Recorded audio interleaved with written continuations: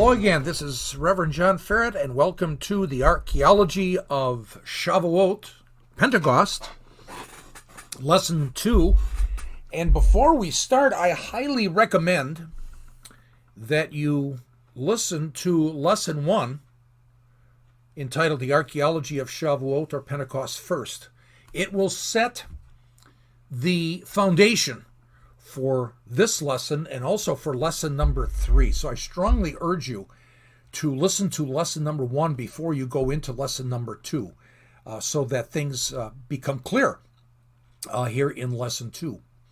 Second of all, before we begin, I wanted to thank many of you for your generous donations to Light of Menorah.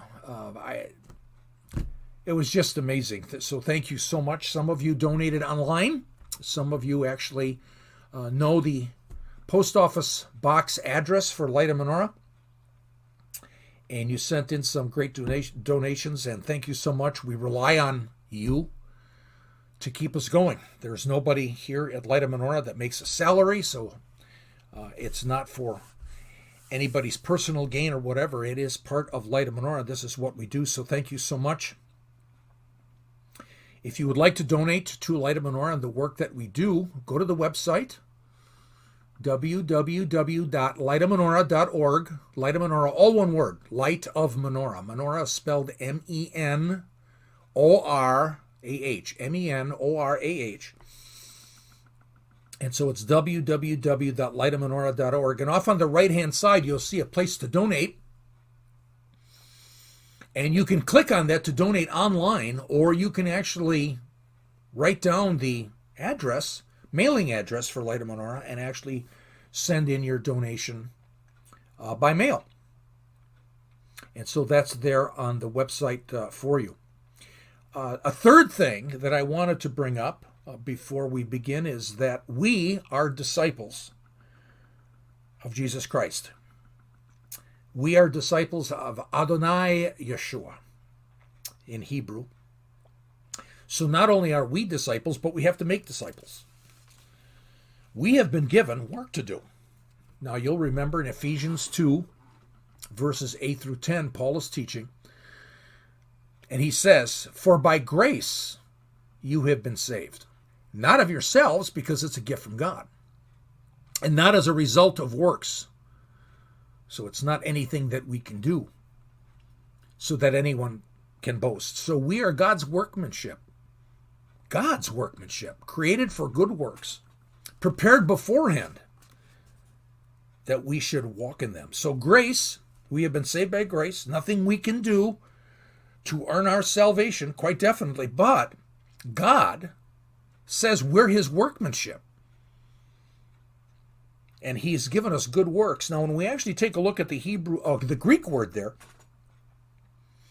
in Ephesians 2, 8 through 10 for works, it's ergon. The Strong's number is G2041. And going to Thayer's Greek lexicon, you have to use a lexicon to really understand the conceptual meaning of the Greek word being used here. The word ergon, works, really has the conceptual meaning of an occupation, of a job, your employment, your profession, or your business. So God is giving us an occupation. God is giving us a job. And these works are not necessarily, sometimes we Christians think about God has given us works to do. Jesus said we'll do greater works.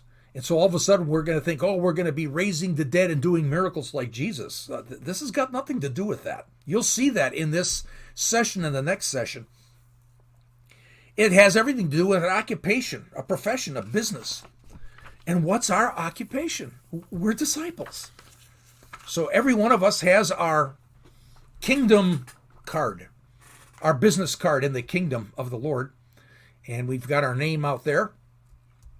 And Sam Smith or Mary Jones. And after that, you've got your title, Disciple of Messiah. So we want to be disciples, and we have to go make disciples. This is a command by Jesus himself. So it's my prayer here in this third part before we start It's my prayer that these podcasts might be useful as a blessing for you as you do your work in order to go out and make disciples. And so I hope they are a blessing. I hope you'll able to share them with others. I hope it encourages them in their faith to walk in a deeper way with Jesus. And don't forget our Facebook page. It's a new way to connect many across the world. So let's join as one and let's all walk deeper in a more passionate way with him. Okay, so let's begin lesson 2. And I have a very unique way of starting lesson 2. 10, 9, 8, 7, 6, 5, 4, 3, 2, Shavuot, Pentecost. Now, the reason why I started that way, in lesson 1, we talked about that Jesus ascended to the Father 40 days after his resurrection, and it happened to be the 40th day of the Omer count. So you have to listen to lesson 1 to go into that deeper. And Omer basically is a Hebrew word for a sheaf of grain. A sheaf of grain is just a bunch of grain, usually a big bunch tied together with ropes or whatever. And Jesus rises from the dead on the Feast of Bikkureem. And so if you listen to lesson 1, go into that detail. And the Feast of Bikkureem was a special feast, probably was on Sunday in 30 A.D. in Jesus' day. And it was the beginning of the barley harvest. It was the first harvest in the spring. Now, they're harvesting barley to make bread. Bread was the staple of life in Jesus' day. Bread was the food of life. And Jesus says he is the bread of life, and he rises from the dead on the Feast of Bikkureem. The first fruits of those who are going to rise from the dead, as Paul teaches. And he does this on the Feast of Bikkureem. And along with that, in the Bible, it talks about the fact that God says, start counting on this day, that's Sunday. Count 7 full Sabbath weeks, 49 days. And on the 50th day will be the Feast of Shavuot, or Pentecost as we know it. Shavuot is weeks, 7 Sabbath weeks to be counted, 7 Sabbaths. Or Pentecost, day 50. So you've got the Hebrew and you've got the Greek. So Jesus, on the 40th day after his resurrection, which is the 40th day of the Omer, because Jewish people count down each and every day with a set of prayers and blessings. So he actually rises back to the Father, ascends to the Father on the 40th day of the Omer. And there's a bigger biblical meaning here. 40 has the, you might say, Hebraic symbolism of a complete process, like 40 weeks in the womb. When a woman is pregnant and she's going to have a child, the average time that she's carrying the baby from conception to birth is 40 weeks. A complete process. You talked about the fact that the flood, it rained for 40 days and 40 nights. The Hebrews were in the Sinai wilderness for 40 years. Moses was on the mountain for 40 days and 40 nights. That number 40 represents a complete process. So we have a picture.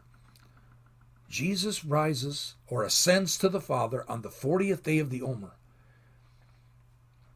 And all the Jews would understand that the new grain, the barley, has just been harvested.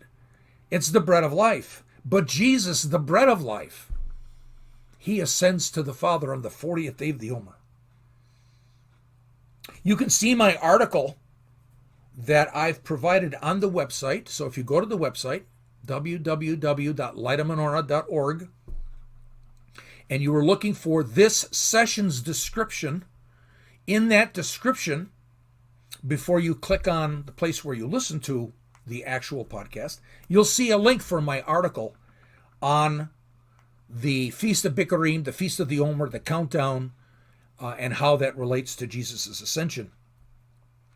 And again, I also recommend that you should listen to lesson 1 of the Archaeology of Shavuot, the Archaeology of Pentecost first, because it sets a more detailed understanding that indeed Jesus' ascension is connected to the Pentecost. So if Jesus ascends to the Father on day 40, there's 10 days left before Pentecost. It's the countdown to Shavuot. Now you understand why I started with 10, 9, 8. There's 10 days left from his ascension. Now Shavuot, the Feast of Pentecost, one place in the Bible that we can read about is Leviticus 23, starting in verses 15, and I'll read from 15 through 21. And I'm reading from the New American Standard Version. You shall also count for yourselves from the day after the Sabbath, from the day when you brought in the sheaf, there's the word sheaf in Hebrew, Omer, when you brought in the Omer or the sheaf of the wave offering, there shall be 7 complete Sabbaths. You shall count 50 days to the day after the 7th Sabbath. Then you shall present a new grain offering to the Lord. You shall bring in from your dwelling places 2 loaves of bread for a wave offering, made of 2/10 of an ephah. They shall be of fine flour baked with leaven as first fruits to the Lord. Along with the bread you shall present 7 one-year-old male lambs without defect, and a bull of the herd and 2 rams. They are to be a burnt offering to the Lord, with their grain offering and their drink offerings, an offering by fire of a soothing aroma to the Lord. You shall also offer 1 male goat for a sin offering and 2 male lambs, 1-year-old, for a sacrifice of peace offerings. The priest shall then wave them with the bread of the first fruits for a wave offering, with 2 lambs before the Lord. They are to be holy to the Lord for the priest. On the same day you shall make a proclamation as well. You are to have a holy convocation. In Hebrew, that's Mikra HaKodesh, holy convocation. In other words, supposed to have a service. You're supposed to have a gathering. And you shall do no laborious work. It is to be a perpetual statute in all your dwelling places throughout your generations. So that is one place where we read about the Feast of Shavuot, or the Feast of Pentecost. And another place that I want to talk about is Deuteronomy 16:16, because here's another verse in Deuteronomy that's related to this. And we read, 3 times in a year your males shall appear before the Lord your God in the place which he chooses, at the Feast of Unleavened Bread, which is Passover, and at the Feast of Weeks, Shavuot, the Feast of Weeks, Pentecost, and at the Feast of Booths, Tabernacles, and they shall not appear before the Lord empty-handed. So what we have here is we have the description of the God's feast, the Lord's Feast of Shavuot, and the requirement in the Torah. God said, all your males, every man must appear before me at the place I designate. Now we have 3 awesome ancient sources to study the Feast of Shavuot or Pentecost. One of them is the ancient Jewish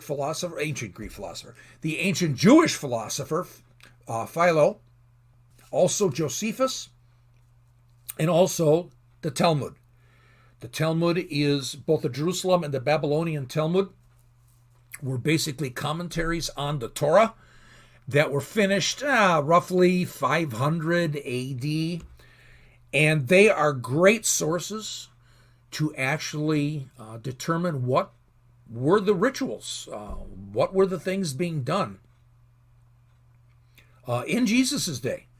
Because the Talmud does talk about that in the days of the temple. We know the temple was destroyed in 70 AD, the second temple. But here the Talmud is describing what those details were. I also linked you to a Jewish website called the Temple Institute. And I linked you to, they have a great tutorial, just awesome, which takes the Talmud, Josephus, Philo, brings that all together in a tutorial about what happened on Shavuot in Jesus' day. And the Temple Institute bases it on those ancient sources. So I've got that link. So if you that's just another great resource with regards to your deeper study on this feast. Now, in review of what the Temple Institute actually is presenting, the people, realizing that the 50th day is approaching, they started all over Israel gathering together and gathering their first fruits in baskets, putting them together. So I would imagine maybe they had barley loaves that put together, bread that they made. Maybe they had grapes. Grapes were already coming in season for the making of wine and fruit juice and so on.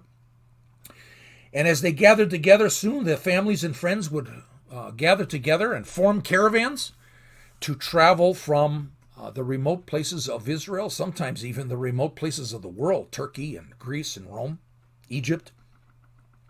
They traveled in caravans, especially in Israel, only for the simple reason this is protection. You do not travel alone on roads in Israel during those days because they were dangerous. That's why it seems that Jesus, when Mary and Joseph were coming from Nazareth to Bethlehem when Mary was pregnant, it is more than likely they did not travel alone. It was probably time during a feast that they were traveling. Now, during Shavuot, the people then gathered just outside the city of Jerusalem before the 50th day. They would camp out. And on the early morning when it's still dark, on day 50, all of the pilgrims, because this is what you would call one of the pilgrimage feasts, thousands upon thousands of them would enter Jerusalem for the various entrances into the temple area. They would be singing. This is in the Jerusalem Talmud, in the chapter that you would call Bikkureem, chapter 3, verse 5. And in the Talmud, it says the people would be entering Jerusalem singing, "I was happy when they said to me, 'Let us go to the house of the Lord,'" not the temple of the Lord. God of the Bible does not have a temple. He has a house. That's what it was called in the Bible. So this gigantic parade would enter the temple, was led by an ox that had its horns painted gold. This is the bull, you would say, that is going to be one of the 24 animals sacrificed. Now, the night before Shavuot, in the temple, the Levitical priest would get together and take wheat, and they would start making those 2 leavened loaves of bread, because this was part of the sacrifice and ritual that God even ordained, that we read about in Leviticus 23. Now, why leavened bread? This is the first time that we're reading about bread that's leavened. We'll get to that in the next lesson. In lesson 3, we'll focus in on that. Because every other feast, they're using unleavened bread, especially like in Passover. On the day of Passover, you have the lambs are slain on Passover. Sundown comes, and then it's the first day of unleavened bread. That would be the evening when the Jewish people would have their Passover meal, and they had unleavened bread. So unleavened bread was a big deal in all of God's feasts, except for Shavuot. And like I said, we'll talk about that later. So we're back to that early morning, and the people are all coming in on the feast of Pentecost, Shavuot. There were the sacrifices, and along with the sacrifices, there were the lifting of the leavened bread, 2 gigantic loaves before the Lord. Now, one thing I want you to remember, and you can study this on your own, this is in Exodus 29, starting verse 39. Exodus 29, starting in verse 39, God said and ordered his people to sacrifice 2 one-year-old male lambs every day. 1 in the morning at the 3rd hour, and 1 in the evening at the 9th hour. The 3rd hour is roughly 9 a.m. And the 9th hour is roughly about 3 in the afternoon.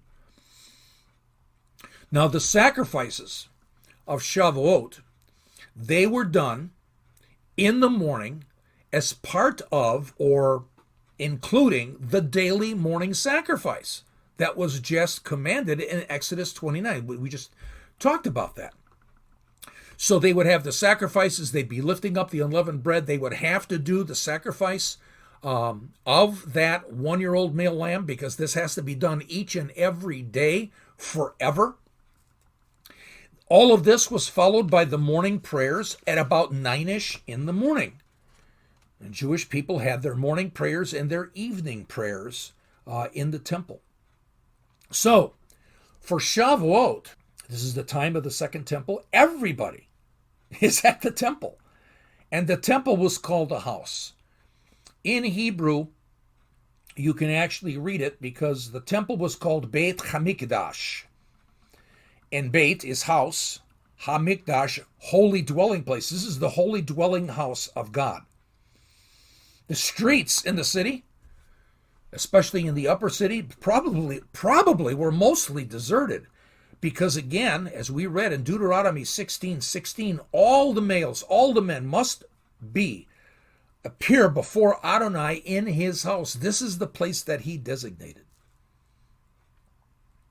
Now that's kind of a review of the material that you would find at the Temple Institute. Like I said, that link I provided in the description of this session at the website, it's fun to go through because they have wonderful pictures, wonderful way to go through to understand what was going on in Jesus' day.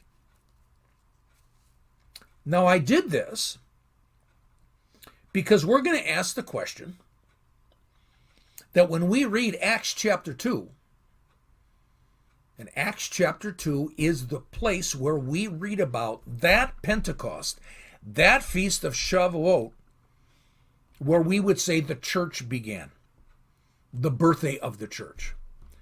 Now, Jewish people were practicing Shavuot many years before that, many years after, but it just so happens that was the coming of the Holy Spirit. Where did it occur? Now, in Acts chapter 2, the first thing we need to realize is there is no mention in Acts chapter 2 that the disciples, the 120, were in the upper room. The word upper room appears nowhere in Acts chapter 2. In Acts chapter 2, verse 2, we're reading about the events of Shavuot. We're reading about those amazing events when the Holy Spirit descended upon the 120 disciples. And when we're reading in Acts 2, verse 2, it says the whole house was filled with the mighty wind. House. Wait a minute. The Jewish people don't call the temple the temple. I heard one rabbi who said, the Greeks have temples, our God has a house. It was called the Beit Hamikdash, God's house. In Jesus' day, the temple was called the house of God. It was never called the temple. You can read in 1 Kings chapter 5 through 8. Solomon is commanded by God, and God says, I want you to build me a house. God never says that to Solomon, I want you to build me a temple. We call it a temple, as it has been translated into English, but it's never the temple. Matter of fact, all those chapters 5 through 8, even into 9, Solomon is building God's house. Now in Acts 2, verse 2, we're using the word house, and it's likely, therefore, that the 120 disciples were in the temple. It's Shavuot. They're religious Jews. Everybody is at the temple. Mighty wind filled their whole house, and the place that they were at, where was the place that they were at on Shavuot? Obviously, the temple. In Luke 24, in verse 53, one of the things that we read is, after the ascension, after the 40th day of the Omer, the 120 disciples of Jesus, it says that they were in the temple courts daily, continually praising God. They weren't afraid anymore. I've heard it taught that, oh yes, the Pentecost that we read about in Acts chapter 2 happened in the upper room. And like I said, upper room doesn't even appear in Greek anywhere in Acts chapter 2. And I've heard it taught that all the disciples were in the upper room cowering of fear. Were they fearful? Yes. In John 20, verse 19, it says they were afraid. That was immediately after the crucifixion. But after the ascension, everything changed. They weren't afraid anymore. And they were in the temple continually every day praising God. So why wouldn't they be in the temple on Shavuot praising God? In Acts chapter 2, verse 5, it talks about Jews from all over the world. Why? It's a pilgrimage fest. So you have thousands and thousands and thousands of Jews from all over the world coming to Jerusalem. They're not in the city. Now it's about 9 a.m. They're there at the morning sacrifice. They're there at the morning prayers. They're there because of the Shavuot sacrifices. And all of this ends about 9 a.m. It ends basically about the third hour, or in that time period of the third hour.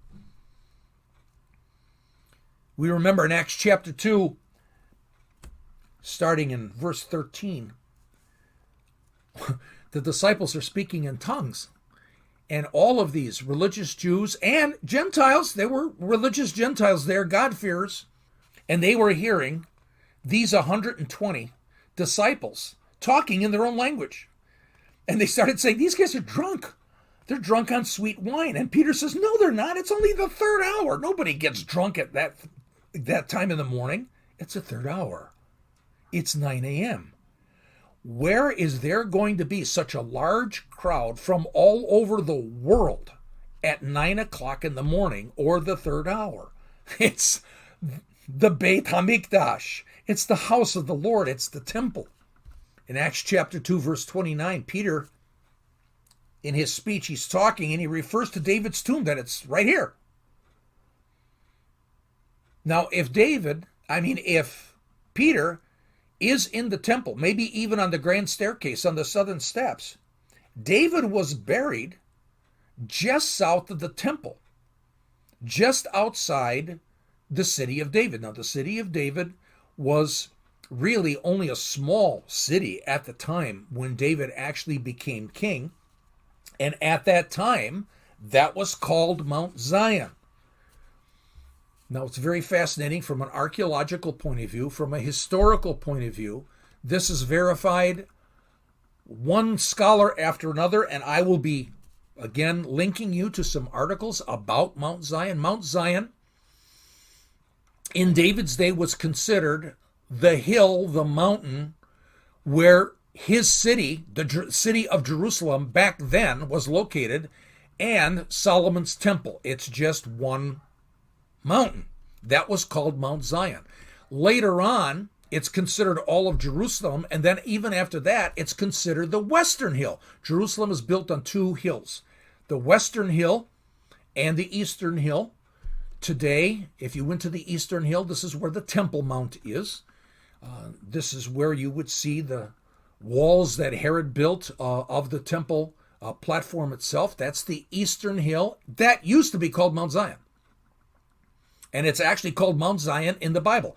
Check out that link that I provided. You can actually read those verses in the Bible where the Temple Mount is called Mount Zion. However, it changed. In the Middle Ages, the Jewish people started coming back to Jerusalem.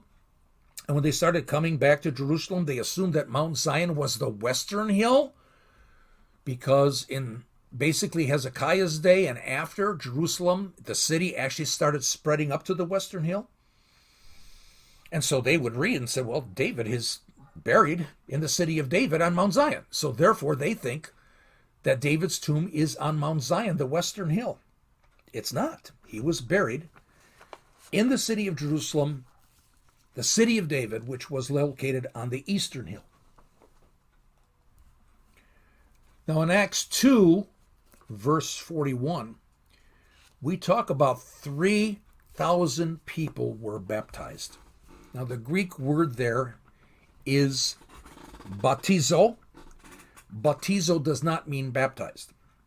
It means to dip, to immerse, to wash, to bathe. So if you took a shower this morning, guess what? You did baptizo. You did an immersion of water. So taking a shower is being baptized from a Greek point of view. Jumping into a lake where you're really getting wet is being baptized in the lake. So when 3,000 people were doing an act of baptizo, they were being immersed. They were Jewish. So they were immersed in a mikvah. A mikvah is basically a Jewish ritual immersion pool. You actually immerse yourself in a mikvah. So, and there were hundreds and hundreds of mikvaot, these Jewish immersion pools, all around the temple, because many people would actually immerse themselves for various reasons before they entered the temple. And one of the reasons why is it must be non-cistern water. So all the mikvaot, all of the baptismal pools, ritual immersion pools, fit the rabbinical laws about being non-cistern water. So the only place to baptize 3,000 people is near the temple. There's hundreds of mikvaot. So the events of Acts chapter 2 happen at Beit HaMikdash Adonai, the holy dwelling place of the Lord. It happened on the mountain of the Lord. Go to Isaiah 2, verse 3. We see that the mountain of the Lord moves. It used to be at Sinai, and now we have a new location. According to the book of Isaiah, verse 3, and many peoples will come and say, come, let us go up. This is important. Let us go up to the mountain of the Lord, to the house of the God of Jacob, the God of Israel, that he may teach us concerning his ways, that we may walk in his paths. For the law will go forth from Zion, and the word of the Lord from Jerusalem. So indeed, what do we read about in Isaiah 2, verse 3? You go up the mountain of the Lord, and when you get to the top of the mountain of the Lord, what's there? God's house. The Pentecost that we read about in Acts chapter 2 happened on the mountain of the Lord. It never happened in the upper room. There was hardly anyone in the cities, only very few. Like we said, there were very few immersion pools, maybe a few in the houses up there among the rich people. But 3,000 were baptized. And with all the immersion pools that were there were hundreds. 120 disciples could probably baptize 3,000 people who wanted to be immersed in less than an hour. Now the disciples, they're not fearful anymore after the ascension. The Bible's very clear. They were fearful the day after the resurrection, but not after the ascension. So again, we have to ask, why did it happen in God's house? Is there something we can't see? It's like Jesus' ascension on the 40th day. Yes, the Bible is clear. Luke gives us clear information that it was the 40th day after Jesus' resurrection, but there's more. Because for the Jews, 2,000 years ago was the 40th day of the Omer. There were 10 more days. They were counting down to Shavuot. Something big was happening. There's the connection between Passover and Pentecost, between the Passover and Shavuot. One was the first harvest of the barley wheat, or the barley grain. And Shavuot is the harvest of the wheat. So, in the podcast, The Archaeology of Passover in Lesson 3, or in The Archaeology of Shavuot, Pentecost in Lesson 1, it's clear. God is trying to show us that there's a connection between Passover and Pentecost. They are related. We have the first harvest at Passover. We have the final harvest of grain at Pentecost. So how is all of this connected to the coming of the Holy Spirit, the Ruach HaKodesh? How is the coming of the Holy Spirit upon all of us related to Passover?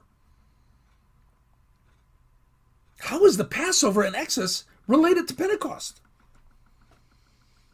Again, Let us walk with those first Messianic Jews. We did now. And the archaeology and the history show us clear that Pentecost happened at the temple. It had to. And when we walk those streets, those ancient streets of Jerusalem with those first believers, and to try to understand what they saw, try to understand what they heard, try to understand what they understood, our view of Pentecost is deepened and enhanced and enriched. So what are those connections? Why did God have the events of Pentecost happen at God's house on the mountain of the Lord? What's the connection? Watch for all of this in lesson 3 on the archaeology of Shavuot, the archaeology of Pentecost. Shalom.